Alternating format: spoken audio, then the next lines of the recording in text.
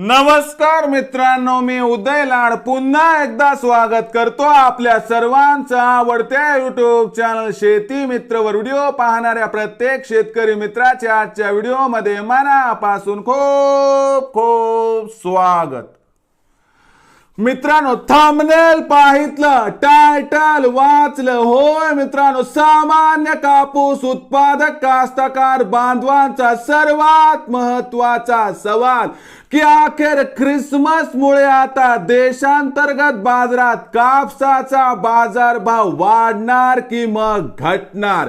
होय मित्रांनो, हा सध्याच्या कंडिशनचा सर्वात महत्त्वाचा सवाल आहे की अखेर ख्रिसमस मुळे आता देशांतर्गत बाजारात कापसाचा बाजारभाव वाढणार की मग घटणार। हा सवाल तुमच्या मनातला आहे, हा सवाल माझ्या मनातला आहे।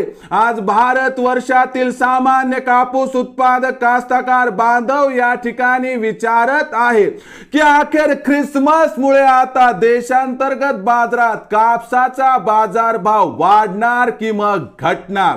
या प्रश्नाचं अचूक उत्तर प्राप्त करून घेण्यासाठी आणि योग्य वेळी योग्य भावावर कापसाची विक्री करण्यासाठी आपण हा व्हिडिओ सुरुवातीपासून शेवटपर्यंत पाहावा।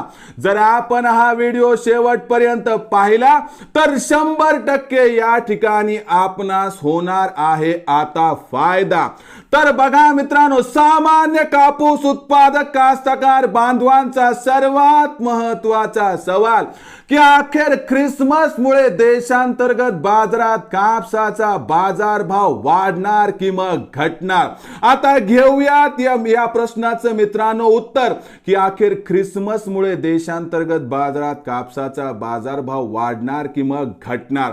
बघा मित्रांनो, ख्रिसमस जेव्हा असते ती दरवर्षी 25 डिसेंबरला असते आणि त्यानंतर आपल्याला माहित असायला हवं की ख्रिसमसच्या सुट्ट्यांमुळे बाजार त्या ठिकाणी बंद असतो।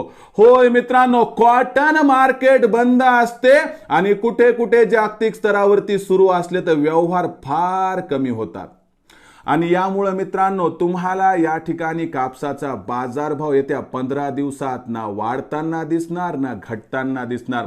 म्हणजे ख्रिसमस मुळे जागतिक बाजार बंद असल्या कारणास्तव देशांतर्गत बाजारात 50, 100 किंवा 100-150 ची तेजी मंदी सोडली तर कापसाचा बाजारभाव ना वाढणार, कापसाचा बाजारभाव ना घटणार। म्हणजे ख्रिसमस मुळे देशांतर्गत बाजारात कापसाचा बाजारभाव वाढणार देखील नाही आणि कापसाचा बाजारभाव घटणार देखील नाही। येत्या 15 दिवसात देशांतर्गत बाजारात कापसाचा बाजारभाव हा 6,600 ते 7,200 च्या दरम्यान राहण्याची शक्यता व्यक्त केली जात आहे। मग विक्रीचं कसं करायचं ती एक गोष्ट सांगतो। 8 जानेवारी नंतर जेव्हा मार्केट ओपन होतील ख्रिसमसच्या सुट्ट्यांनंतर तर तेव्हा फ्रेश बाईंग होईल, सपोर्ट खालच्या स्तरावरून येईल आणि त्यामुळे कापसाच्या बाजारभावाला आधार मिळू शकतो। यामुळे कापसाचा बाजारभाव आपल्याला जानेवारी महिन्याच्या 15 तारखेनंतर जर 7,500 पार जाताना दिसला तर अजिबात आश्चर्य वाटायला नको, असं या ठिकाणी जाणकारांचं स्पष्ट मत आहे।